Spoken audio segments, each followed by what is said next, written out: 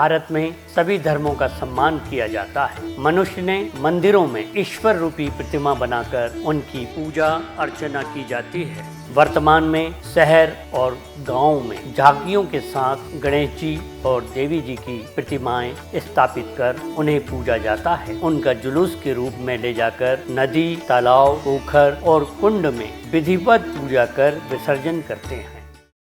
आस्था के पर्व में प्रत्येक व्यक्ति की स्वयं की सुरक्षा करने की जिम्मेदारी है। भोपाल में विसर्जन के समय नाव में अधिक संख्या में लोगों के बैठने से नाव पलट गई और उसमें 11 लोगों की डूबने से मृत्यु हो गई। अगर ये 11 व्यक्ति पूरी नाव में जो लोग थे लाइफ जैकेट पहने होते तो इस हादसे से बचा जा सकता था।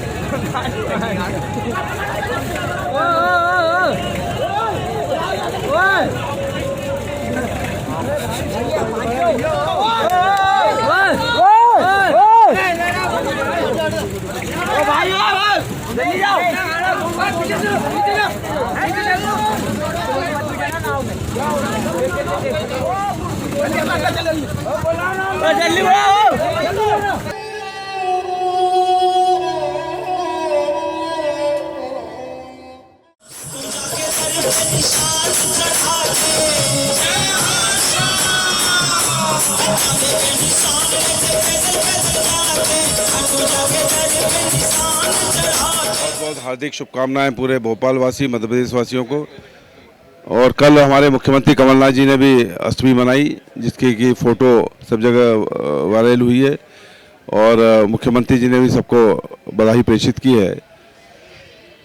और निश्चित तौर पर जब विसर्जन होगा कल के बाद तो मुझे उम्मीद है कि सभी झांकी वाले बहुत ही सावधानी रखेंगे। कोई जाएगा नहीं, नौकाओं को भी रोका गया है, क्रेन से विसर्जन होंगे। तो मैं समझता हूँ कि अगर सब लोग इसमें मदद करेंगे तो कोई हादसा न हो और सब सुखी रहे, मंगलमय हो सबका जीवन। कुल मिला के इन त्योहारों का यही उद्देश्य है। नवरात्रि एक आस्था का बड़ा पर्व है और इसके लिए सभी को बहुत बहुत शुभकामनाएं, बहुत बधाई। हमारे सभी स्थानीय वासियों से निवेदन है कि जिला प्रशासन की तरफ से, पुलिस प्रशासन की तरफ से एक अपील है, यदि हम थोड़ा सा prevention is better than cure ध्यान रखें तो अप्रिय घटना नहीं होती। सबसे पहला है कि जब भी कभी भी कहीं जहाँ भी हम दुर्गा जी बिठाए हुए हैं, कोई द्व्यर्थी गाने नहीं बजाएं, कोई सांप्रदायिक सद्भाव बिगाड़ने वाले गाने नहीं बजाएं। इसके साथ साथ डे और नाइट में उन झांकियों में कौन रहेगा इसकी ड्यूटी निश्चित हो, जिससे रात में कई बार अनअटेंडेंट छोड़ने से अप्रिय घटनाएं हो जाती हैं। कई बार कोई इस तरीके के जो आवारा पशु इस तरह की मूर्ति को विखंडित कर देते हैं और उससे र्यूमर उड़ के कई बार सांप्रदायिक सद्भाव बिगड़ने की घटनाएं होती हैं, जबकि सच्चाई ये होती है कि किसी जानवर के कारण से ऐसी घटनाएं हो जाती हैं। तो डे और नाइट में वहाँ झांकी पे सोने वाले लोग, जगने वाले लोग सब फिक्स रहने चाहिए कि कौन दिन में जगेगा, रात में कौन रहेगा, कौन जग करके देखेगा। तो इस तरह से डे और नाइट की जो ड्यूटी फिक्स रहे। नेक्स्ट है कि इसके साथ जब भी हम जहाँ भी झांकी बिठा रहे हैं प्रॉपर इलेक्ट्रिक वायरिंग हो। कभी भी कोई इससे कटे फटे तार, इन सब के कारण से करंट की संभावना रहती है, जिससे कई बार अनफॉर्चुनेट इंसिडेंट्स होते हैं। इन सब से बचने के लिए प्रॉपर टेम्परेरी इलेक्ट्रिक सब मीटर लें और प्रॉपर वायरिंग कराएं। इसके साथ साथ सबसे बड़ा एक जो देखने में आता है, जगह जगह झांकियाँ जहाँ बैठी होती हैं वो चलायमान झांकी उस प्रतिमाओं के साथ साथ कई बार स्थिर झांकी और बड़ी संख्या में लोग देखने आते हैं। ऐसी जगह पर हमें हमेशा यातायात प्रबंधन की दृष्टि से कुछ private cars, traffic wardens, volunteers हमें रखना चाहिए, जिससे वो जो भी लोग आ रहे हैं उनकी गाड़ियों को सुव्यवस्थित तरीके से लगवाएं। पार्किंग की एक उचित व्यवस्था रहे, जिससे कहीं भी कोई ट्रैफिक जाम की स्थिति नहीं बने, रोड जाम ना हो, आने जाने वाले लोग आराम से आ जा सकें, देखने वाले लोग आसानी से झांकी का आनंद ले सकें। और निश्चित रूप से अगर ये सब अच्छा होगा तो जिला प्रशासन आपकी मदद के लिए हमेशा तत्पर है। लोकल पुलिस जहाँ जहाँ जो क्षेत्र अधिकारी के थाने के लोग जा जाके पेट्रोलिंग करते हैं, चूँकि बल की एक लिमिटेशन है, इसीलिए हर झांकी पर जितनी जो व्यवस्था लग सकती है दी जाती है, लेकिन फिर भी आवश्यकता है स्थानीय जो झांकी पदाधिकारी हैं वो वॉलेंटियर्स को, ट्रैफिक वार्डन्स को, प्राइवेट गार्ड्स को व्यवस्था की दृष्टि से, सुरक्षा की दृष्टि से लगाएं।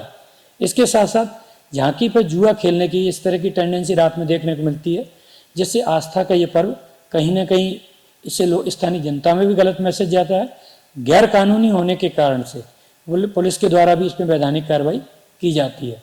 इसके साथ साथ जब हमारे चाहे गणेश उत्सव हो, दुर्गा उत्सव हो, जब अंततः अंतिम दिन के बाद, जब 9 दिन के पर्व के बाद विसर्जन की प्रक्रिया होती है, तो विसर्जन के लिए भी हमें कुछ सावधानियां रखने की ज़रूरत है।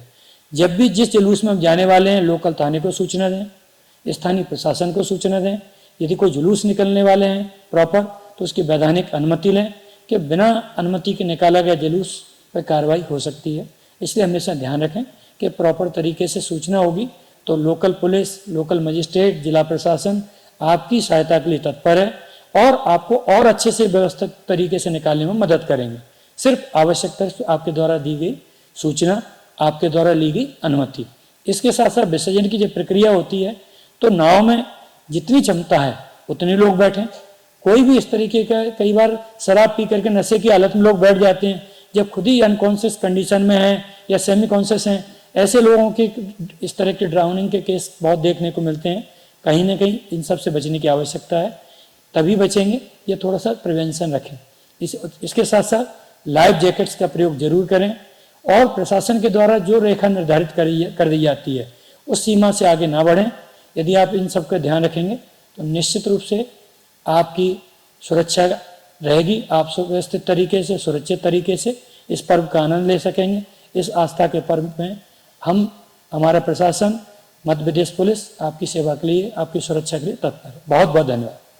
मूर्तियों के विसर्जन से पानी भी प्रदूषित होता है एवं पानी से बड़ी तादाद में मूर्तियों के अवशेष हटाए जाते हैं। दूषित पानी पीने से बीमारियां भी फैलती हैं, इसलिए मिट्टी की मूर्तियां हों एवं किसी बड़े कुंड में विसर्जन हो तो बहुत अच्छा होगा।